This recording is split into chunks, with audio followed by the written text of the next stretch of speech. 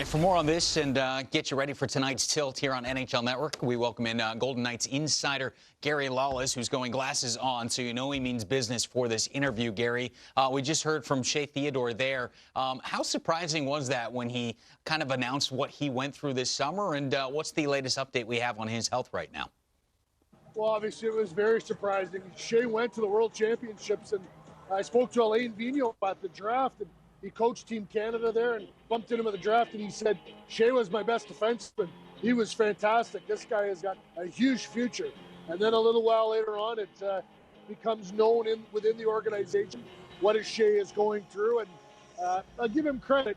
He made the decision to go public. He wanted to, early detection was a key for his successful recovery, and he wanted others to know to get tested and try and avoid having this become a worse situation. So it's become obviously a real tough news, but become a good news story in the end.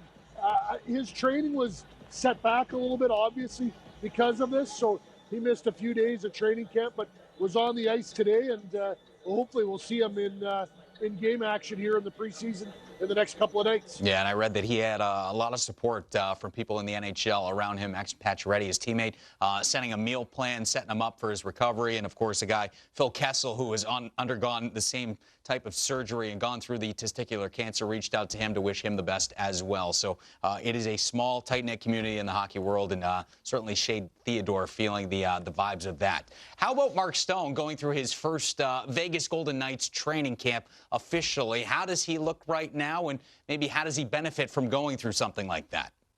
Well, I think that last year was a really emotional year for Mark. And you go way back to when it started to look like he was heading towards UFA. He didn't know if Ottawa was going to keep him. And I think all of last year was kind of under a cloud for him. And then he gets traded at the deadline to Vegas and it signs a big extension. I think a lot of emotion and hard to focus just on hockey. All that's behind him, and he's been in Vegas for a while. He knows the teammates. He knows the organization. He knows what the coach wants. He was fantastic at the World Championships, was Canada's best player, played on a line with Jonathan Marchessault. They're going to play on a line together tonight with William Karlsson at center here in LA. And I just think for Mark, it's his opportunity for a full season to put his imprint on the Vegas Golden Knights organization, for the fan base, and most importantly, for the team. For my money, this is one of the best wingers in the National Hockey League, and it can only benefit Vegas to have him in the lineup for the whole season. All right, that line you just talked about, those are the household names for Vegas. We know those guys, and we know they have their roster spots set in stone. We talk about some of these games that we've been watching tonight, and these young guys competing for roster spots. Are there roster spots available for the Vegas Golden Knights roster right now, or is their roster set in stone? No, there's a couple of spots.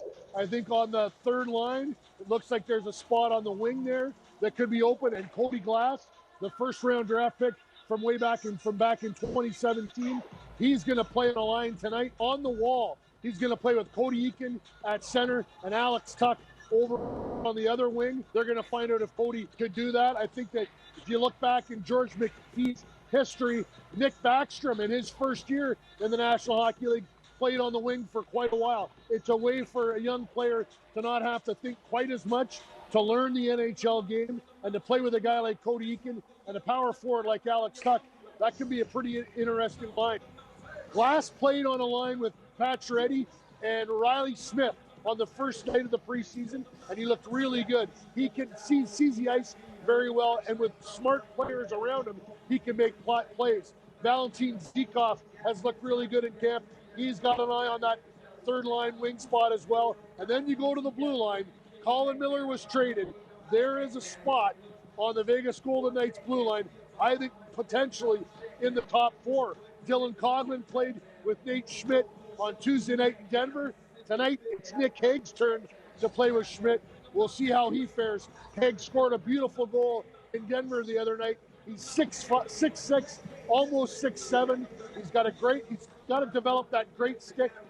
Ken can speak to that better than me, learning the positioning of the game the way Ken did, along with Scott Stevens from the great Larry Robinson in those Jersey glory days. It's funny you just said that. He growled or did something next to me. He's So right. I think the wires crossed again. He's ready to go. This is not preseason games for Ken Danico. Not preseason for you as well, Gary Lawless. Midseason form. Enjoy the game tonight. A game that drops the puck 20 minutes right here on NHL Network. Thanks, Gary.